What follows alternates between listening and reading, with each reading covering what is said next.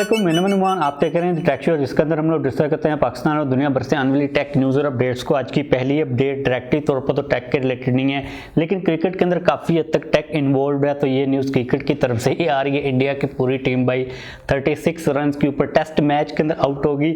अब इस इंफॉर्मेशन को मैं देख रहा था तो मेरे सामने से काफ़ी इंटरेस्टिंग डाटा गुजरा। मुझे लगा था कि ये सबसे लोवेस्ट स्कोर है, लेकिन 1955 के अंदर न्यूजीलैंड 26 रन के ऊपर टेस्ट मैच के अंदर पूरी टीम आउट हो गई थी। तो मैंने सोचा कि as a sake of general knowledge आप लोगों के साथ ये वाली अपडेट मैं शेयर कर देता हूँ। इसके बाद जो अगली अपडेट है भाई, ये काफ़ी ज़्यादा इंटरेस्टिंग है, जो कि आ रही है DJI और अमेरिका की तरफ से। अमेरिकन ने DJI को भी एंटिटी लिस्ट के अंदर डाल दिया हुआ है। अब ये सेम वही एंटिटी लिस्ट है जिसके अंदर अमेरिकन गवर्नमेंट ने हुआवे को डाला था, यानी कि कोई भी अमेरिकन कंपनी अब DJI के साथ भी काम नहीं कर सकती।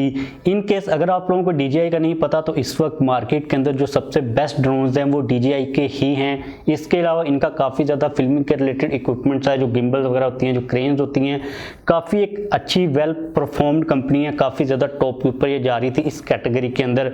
अब मुझे लगता है कि DJI को इतना खास ज़्यादा फर्क नहीं पड़ेगा जितना हुआवे को पड़ा था, क्योंकि अगर हम लोग DJI की प्रोडक्ट्स के ऊपर देखते हैं तो इनके अंदर कोई खास मेजर बड़ी ब्रांड नहीं है, जो कि अमेरिकन ब्रांड और जिनके पार्ट्स को DJI यूज़ करो। क्योंकि इसका तो नुकसान ये हुआवे को हुआ था ना कि क्योंकि उसके अंदर गूगल की एप्लीकेशंस थी, इसकी वजह से हुआवे के ऊपर काफ़ी ज़्यादा असर हुआ। लेकिन DJI की प्रोडक्ट्स के अंदर अमेरिका का इतना कोई खास प्ले नहीं है। इसका नुकसान DJI को ये होगा कि अमेरिका की मार्केट के अंदर में भी वो अपनी प्रोडक्ट्स को सेल ना कर सकें। अब देखना पड़ेगा कि इस बैन के अंदर ये जो एंटिटी लिस्ट है कौन कौन सी टर्म्स एंड कंडीशन है, क्योंकि हुआवे के केस के अंदर तो उन लोगों ने ये भी किया था कि पूरी दुनिया के अंदर जितनी भी कंपनीज थी जो कि हुआवे के साथ काम कर रही थी उनको भी बैन कर दिया गया था। लेकिन DJI के केस के अंदर आई थिंक अभी ये वाली जो चीज़ है ये सामने नहीं आई। जैसे कोई नई अपडेट आएगी आप लोगों के साथ मैं डेफिनेटली शेयर कर दूंगा। इसके बाद अगली अपडेट यहाँ पर आ रही है सैमसंग की तरफ से एक्जीनोस 2100 प्रोसेसर के रिलेटेड, जिसको सैमसंग 12 जनवरी को इंट्रोड्यूस करवाने वाला है। ये डेट सैमसंग ने कंफर्म कर दी हुई है। अब ये सेम वही प्रोसेसर है जिस प्रोसेसर के साथ S21 सीरीज बाई पाकिस्तान के अंदर आने वाली है।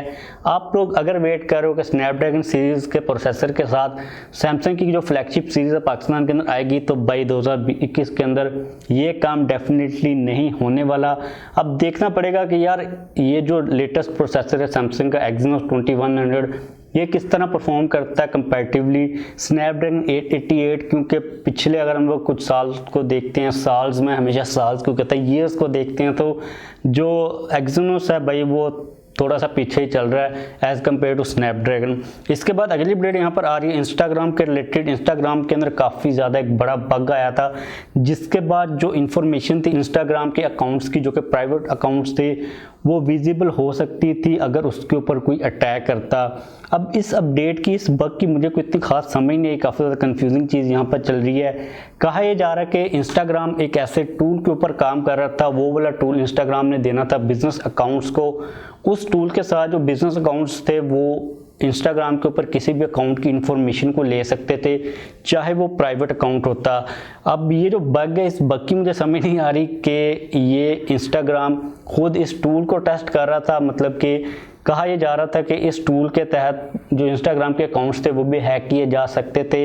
अब अगर इंस्टाग्राम खुद इस टूल को टेस्ट कर रहा था तो हमें ये कहना चाहिए कि भाई इंस्टाग्राम का जो टूल वही ठीक नहीं था, या फिर ये चीज़ कही जा रही है कि इस टूल के अंदर एक बग था जिसकी वजह से जो यूज़र्स थे जिनको ये टूल मिलना था उनको ज़्यादा एक्सेस मिल जानी थी कि वो हैक अगर करना चाह रहे होते तो वो हैक भी कर सकते थे।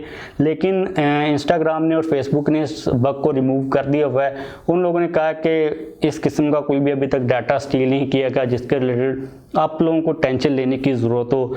अब मुझे ये लगता है कि जो फेसबुक है ये काफ़ी हद तक डर्टी होती जा रही है, मतलब इनकी जितनी भी चीज़ें चल रही हैं, ये जितने भी टूल्स के साथ काम कर रहे हैं वो इतने कोई ज़्यादा स्टेबल नहीं है। एप्पल काफ़ी ज़्यादा खिलाफ है फेसबुक के। उसकी सबसे बड़ी रीज़न ये है कि फेसबुक का जितना भी दारोमदार है वो सीधा डायरेक्टली तौर पर एड्स के ऊपर है कि एड्स चलेंगे फेसबुक के ऊपर, तब फेसबुक को रेवेन्यू मिलेगा। इसके अलावा फेसबुक के ऊपर किसी किस्म का कोई सीन नहीं है कि फेसबुक इटसेल्फ कैसे पैसे कमाए। तो अगर फेसबुक को एड्स लानी है फेसबुक के ऊपर चाहे इंस्टाग्राम के ऊपर, तो उसके लिए फेसबुक को जो डाटा यूजर्स का वो शेयर करना पड़ता है एडवर्टाइजर के साथ या फिर जो डेवलपर्स होते हैं ऐप्स वगैरह के। अब जब थर्ड पार्टी कोई बंदा इन्वॉल्व होता है किसी भी मेन चीज़ के अंदर, वहाँ पर प्रॉब्लम्स होती हैं। एट द सेम पॉइंट जो डाटा यूजर्स का उसको लेके काफ़ी ज़्यादा लॉज आ रहे हैं इंटरनेशनली कि आप लोग डाटा को ऐसे मतलब दे नहीं सकते। तो फेसबुक काफ़ी ज़्यादा प्रॉब्लम के अंदर आ रही है, इसलिए फेसबुक अब चाह रहा है कि व्हाट्सएप के अंदर भी एड्स को लेके आ जाए ताकि जो चीज़ें वो थोड़ी सी डिवाइड अप हो सकें। अब देखते हैं कि चीज़ें किस साइड के ऊपर जाती हैं। और जब इसके बाद अगली अपडेट यहाँ पर आ रही है पाकिस्तान के अंदर से। पाकिस्तान की गवर्नमेंट ने इस चीज़ को डिसाइड कर लिया हुआ है कि पाकिस्तान के खिलाफ जो सोशल मीडिया अकाउंट्स चल रहे हैं वो लोग उनको एक्सपोज करने वाले हैं। अब इसके रिलेटेड ये चीज़ तो कंफर्म नहीं है कि ये लोग किस तरह उनको एक्सपोज करेंगे, क्योंकि सोशल मीडिया के ऊपर तो सारी चीज़ें सभी को समझ आ रही होती हैं कि भाई कौन सा बंदा क्या बात कर रहा है। लेकिन अगर गवर्नमेंट लेवल के ऊपर ये चीज़ की जाती है कि गवर्नमेंट पॉइंट आउट करती है इन अकाउंट्स को कि भाई ये वाले जो अकाउंट्स है ये हमारे कंट्री के खिलाफ चल रहे हैं।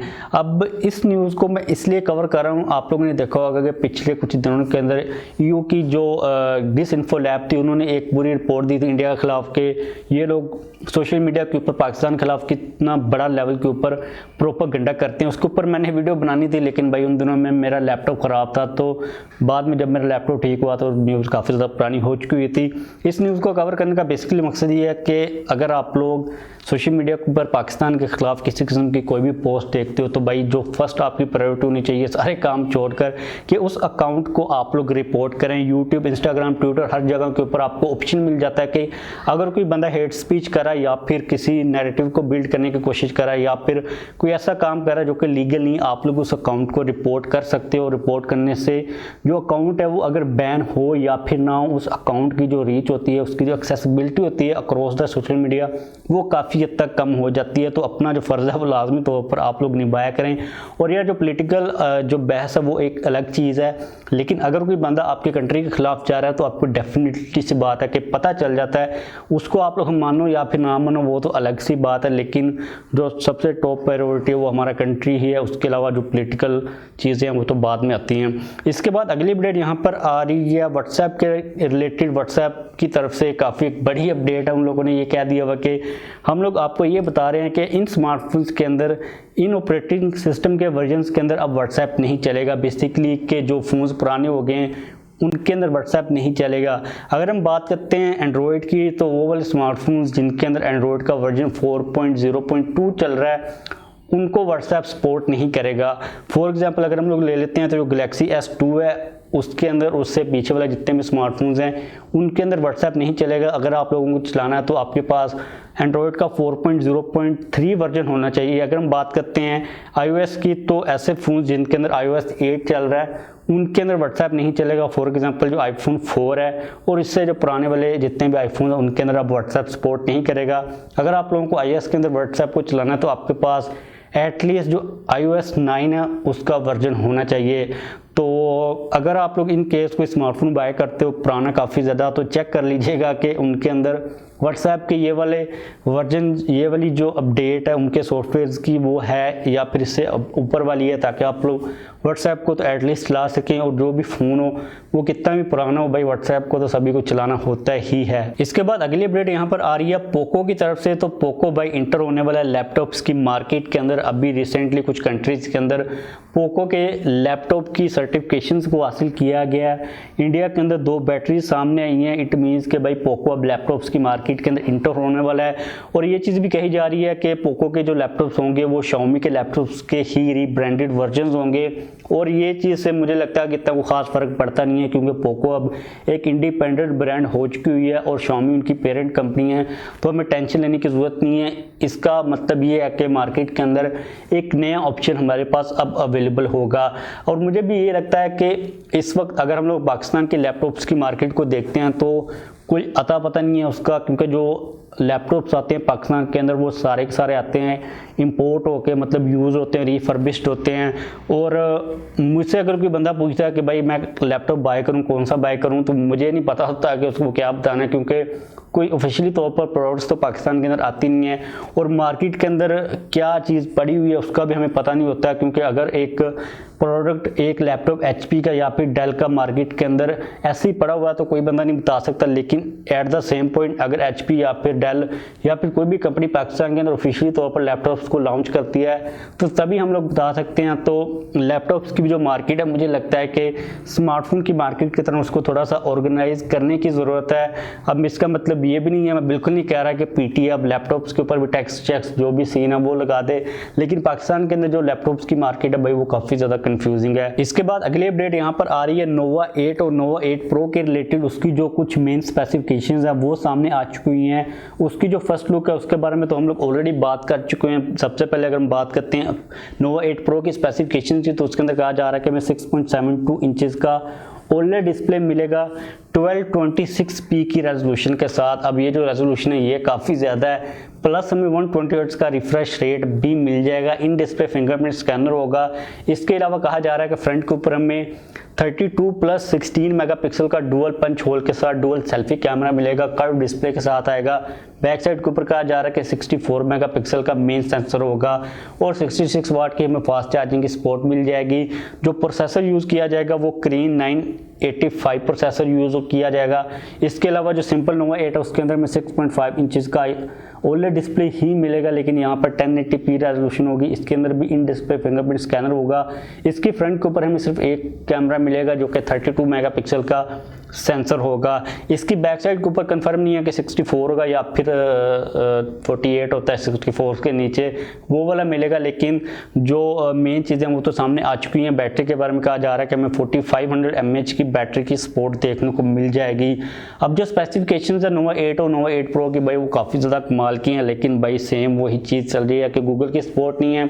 और मुझे लगता है कि जो हुआवे है वो काफ़ी हद तक अब इंटरनेशनल मार्केट से वो डेड हो जाएगी। उसकी रीज़न है कि जो अमेरिका की नई गवर्नमेंट थी उसमें काफ़ी ज़्यादा उम्मीदें थी कि मैं भी हुआवे के ऊपर जो नई एडमिनिस्ट्रेशन आई है वो थोड़ा बैन चैन को कम करे, लेकिन भाई अब तो उन लोगों ने DJI को भी लिस्ट में डाल दिया हुआ। तो इट मीन्स के आप लोगों को अब हुआवे के बारे में जो उम्मीदें हैं वो छोड़ देनी चाहिए, और जितनी तेज़ी के साथ दूसरी स्मार्टफोन कंपनीज मार्केट को कवर कर रही हैं तो you know what I mean. तो बस आज के लिए हमारे पास यही टेक न्यूज़ और अपडेट्स आ रही थी। वीडियो खत्म करते जाने से पहले इस वीडियो को लाइक लाजमी तौर पर कर दीजिएगा। अगर आप लोग चैनल के ऊपर नए हैं और अभी तक वीडियो को देख रहे हैं तो आप लोग चैनल को सब्सक्राइब कर लीजिएगा। आप लोगों को मैं याद ही करवा सकता हूँ, और अगर आप लोगों को किसी किस्म का कोई भी क्वेश्चन हो तो आप लोग डेफिनेटली पूछ सकते हो। इस वक्त मैं पूरी नींद में हूँ, मुझे बहुत ज़्यादा नींद आई हुई है और मुझे पता नहीं मैंने वीडियो को एडिट कैसे करना है। तो बस सब कुछ कह दिया। सब्सक्राइब, लाइक, ओके, फिर मिलते हैं। अल्लाह हाफिज़।